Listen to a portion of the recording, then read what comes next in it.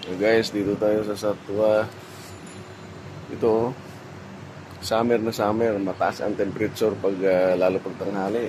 Nasa ah, 47 to 45 degrees. Pero uulan daw. Ayan makulimlim.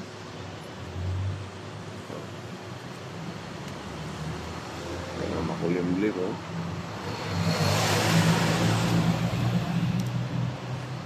Kaya kaya talaga maintindihan yung rito.